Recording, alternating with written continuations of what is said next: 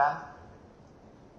We have had several engagements both inside in India as well as in Japan with the federal government as well as with prefectures both at the state level and NSDC and MSD level in the past 4 to 5 years.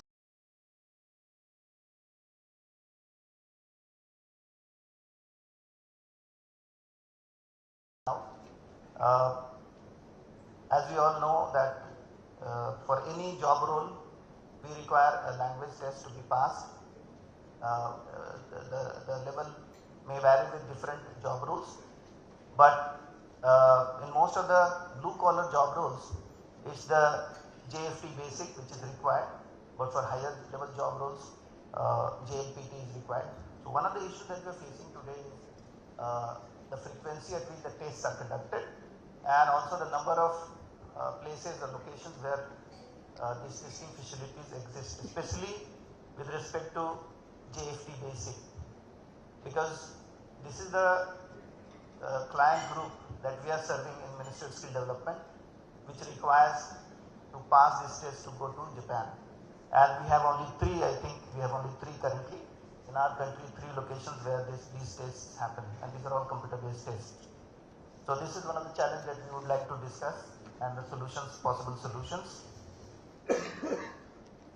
So what MSD is trying to do now, in 2024, the budget announced that under MSDE there will be 30 Skill India International Centers opened throughout the country for the purpose of preparing our workforce for global mobility.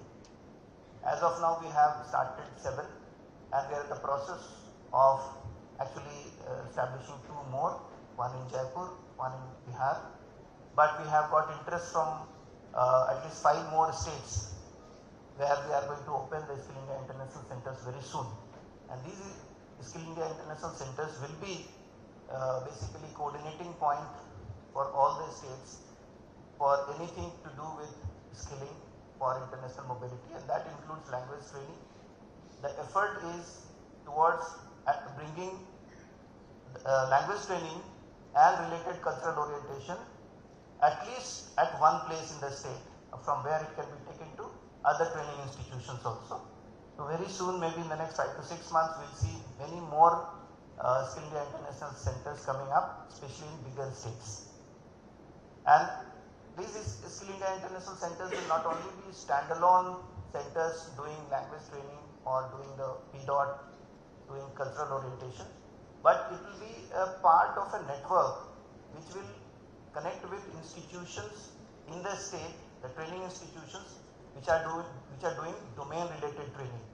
So if a person sitting outside the country wants to see where is the talent available and what kind of talent, what is the number, one should be able to, through SIIC, not only see these training institutions, get to the talent, but also coordinate directly with the institutions and talk to them so that the number of days that it requires to complete the cycle will decrease.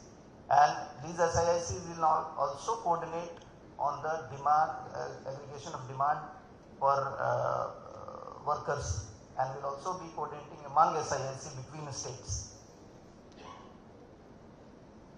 And for increasing or for enhancing the quality of training and assessment, 1,000 government ITIs through private participation, and also upgradation of our NSCI into Center of Excellence, and some of the Center of Excellences with the help of foreign countries have been started. We are progressing very fast here, and maybe in the next 1 to 2 years we will have many more ITIs being operated by private agencies to the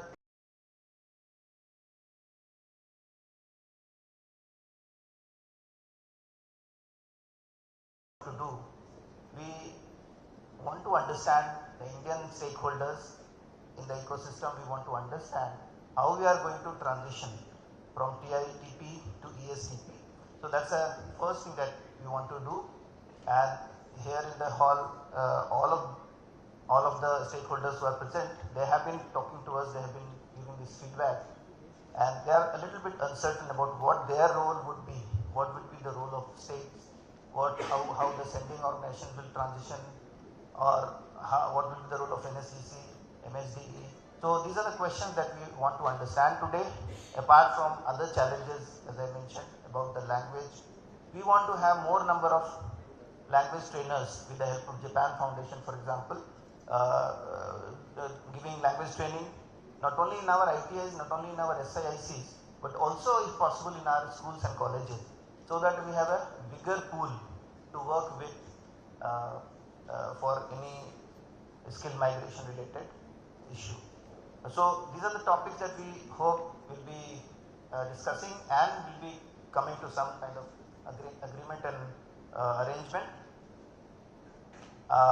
With this I stop here, and I wish that all the stakeholders will have a very fruitful discussion in the 3 sessions that we have planned today. Thank you.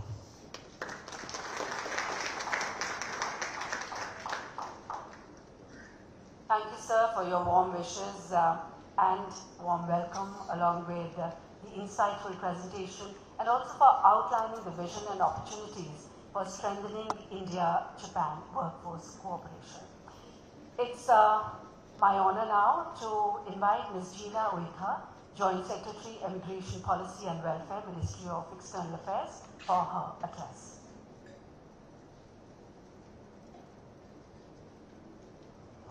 Honorable Minister of State, Skill Development and Employment, Your Excellency, the Ambassador of Japan to India, Secretary, Skill Development, dignitaries on the dais, guests of today from India and Japan, other stakeholders.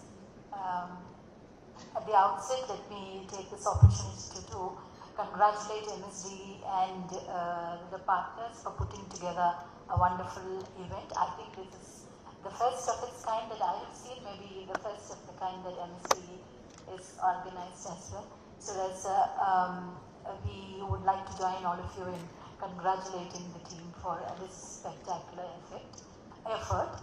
A month ago, we had a mobility forum organized by the MPA, and we did touch several issues that were raised today, but in a restricted format involving several other countries. I am very glad that we are able to organize this session today with a focus on Japan. I would not touch on the specifics of the current engagement. Everybody knows the depth and vastness of the engagement, the special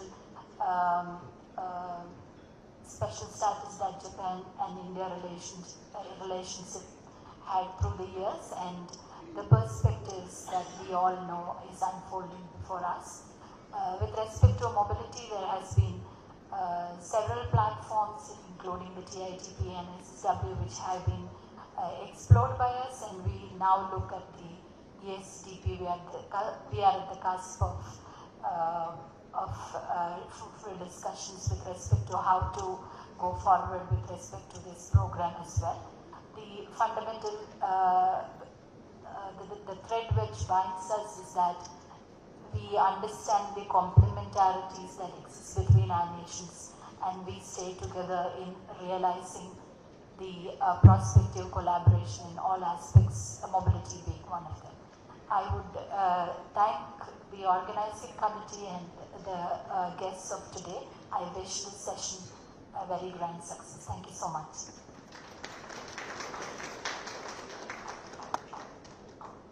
Thank you, ma'am, for sharing your inputs and helping advance this important conversation. We have with us Ms. Devashri Mukherjee, Secretary, Ministry of Skill Development and Entrepreneurship. I now request her to deliver her special remarks.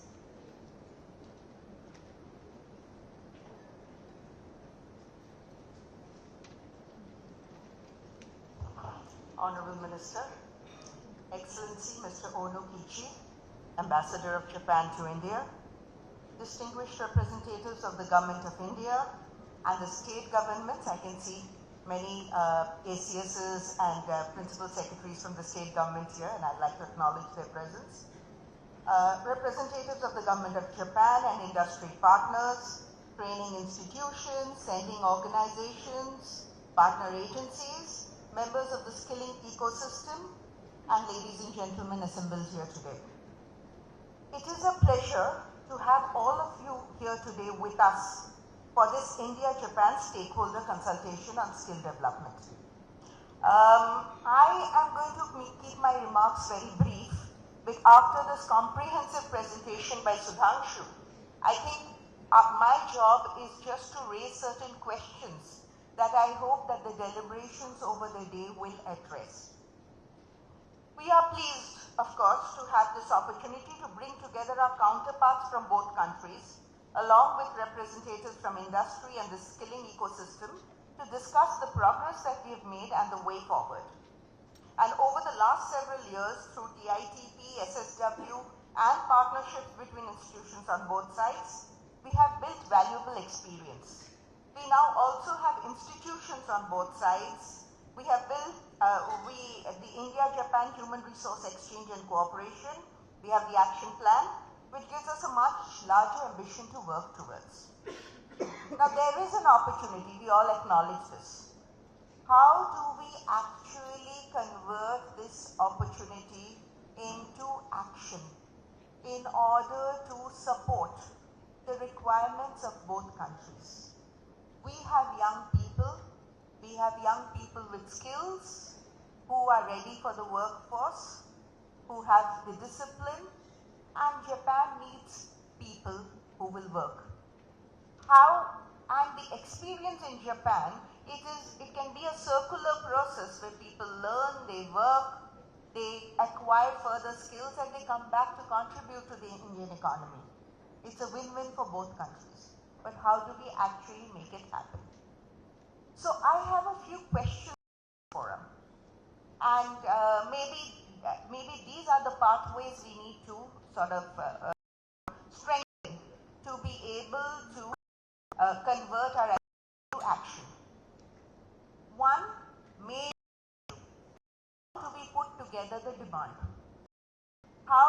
Because a lot of this demand is fragmented.